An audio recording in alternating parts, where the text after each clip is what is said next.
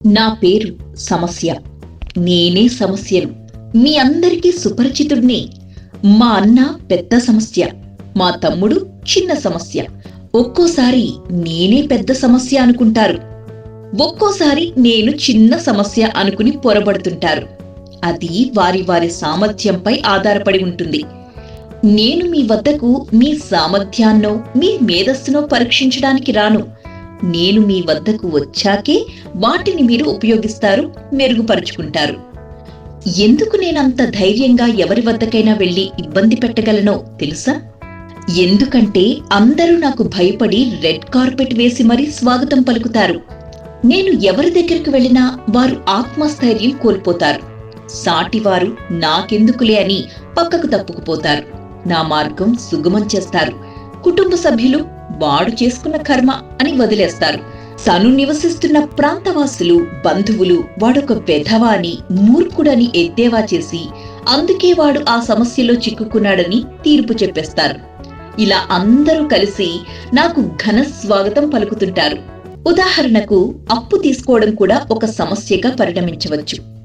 ఒక సమస్య నుండి మరొక సమస్యలో పడకుండా ఉండాలంటే దానిని ఎలా తీర్చాలి అనేది ముందే ప్రణాళిక వేసుకోవాలి. అప్పుడు అప్పు అనేది సమస్యగా కాకుండా పరిష్కారంగా కనిపిస్తుంది.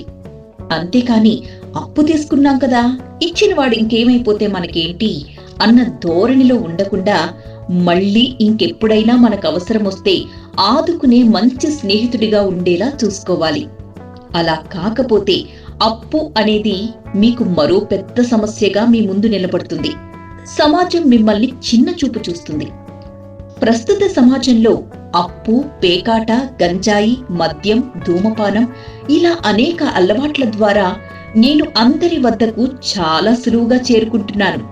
నా నుండి దూరం వెళ్లాలనుకుంటే వాళ్ళు ధైర్యంగా ఉండాలి. పక్కవాళ్లు అతడికి భరోసా ఇవ్వాలి. కుటుంబ సభ్యులు తోడుగా ఉండాలి. నేను ఈ ప్రపంచంలో ప్రతి ఒక్కరి దగ్గరికి వెళ్తాను. తర్వాత వారు నా ద్వారా మనోధైర్యం, లౌక్యంగా ఎలా జీవించాలి, ఎవరితో ఎలా నడవాలి అనే జీవిత సత్యాలు పాఠాలుగా నేర్చుకుంటారు. అలాగే తల్లిదండ్రులు, కుటుంబ సభ్యులు, బంధువులు ఆ ప్రాంతవాసుల సహకారం పొందేలా ప్రవర్తించాలి. ఇంకా మీరు ఒత్తిడి తగ్గించుకుని మీ సామర్థ్యాన్ని పెంచుకుని మీ మేధస్సుకు పదును పెట్టాలి. దృఢమైన చిత్తంతో నా గురించి ఆలోచన మాని పరిష్కార మార్గాల్ని అన్వేషించాలి. నేనే నా గురించి, నా నుండి మీరు ఎలా తప్పించుకోవాలో ఎందుకు చెబుతున్నానో తెలుసా? ఎందుకంటే నేను మీ శత్రువుని కాదు. మీ నాశనం కోరి మీ వద్ద చేరలేదు. మీ ఆలోచనల్ని మార్చడానికి, మిమ్మల్ని సంస్కరించడానికి, మీ పరిపక్వత వృద్ధి చేయడానికి, మీ జీవితాన్ని మెరుగుపరచడానికే మీ వద్దకొస్తుంటాను. మీరందరూ కలిసికట్టుగా పరిష్కార మార్గాల్ని కనిపెట్టాలి. కాబట్టి జాగ్రత్తగా ఉండండి. కలిసికట్టుగా జీవించండి. కలిసికట్టుగా నన్ను ఎదుర్కోండి. నేనంటే భయపడకండి. నన్ను ఒక సవాలనుకుని స్వీకరించండి. నన్ను ఎదుర్కొనే శక్తి సామర్థ్యాలు మీకున్నాయన్న సత్యాన్ని గ్రహించి ప్రవర్తించండి. విజయాన్ని పొందండి. జయీ భవ, విజయీ భవ, దిగ్విజయీ భవ.